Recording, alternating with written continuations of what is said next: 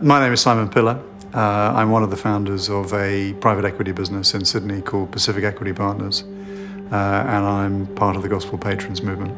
I actually started my career in engineering, so I worked for a number of years in the Netherlands, working in the oil industry. I then went and did my MBA in the US, and I went into consulting from there.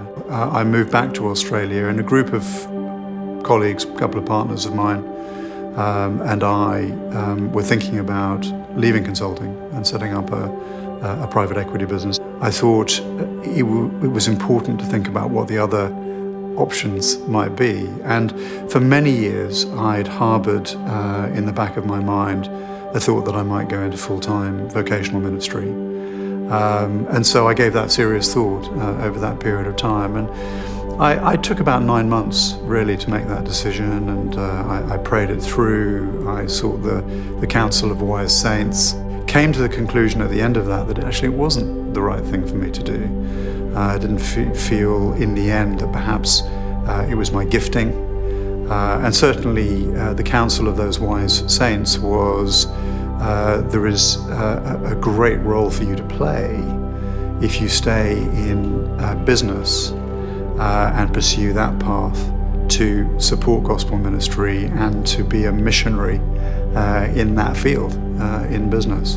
And after I'd made that decision, one of those wise saints, a man called Philip Jensen down in Sydney, took me aside and he said, brother, in many respects you've made the harder choice. And you need to make sure that as you go down this path that you protect yourself against temptation, that you put in place relationships of accountability, and that you pursue the things that you have set out to pursue in terms of supporting gospel ministry, and put in place the various mechanisms to do that. And it was great advice, and that's what I set out to do, and that was really the stepping off point for thinking through this idea of gospel patronage, which has become such an important part of that sort of infrastructure.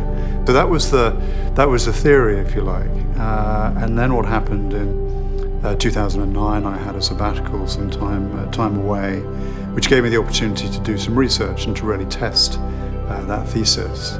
And that was very exciting, because as I sat down, as I started to look at some of these key figures in history who'd been used richly by God to advance the gospel, sure enough, there seemed to be in the shadows these men and women who stood with them. And it was just so exciting, particularly as a business person, to see those stories, because they were stories that could be emulated in today's world. So that was really the beginning of it.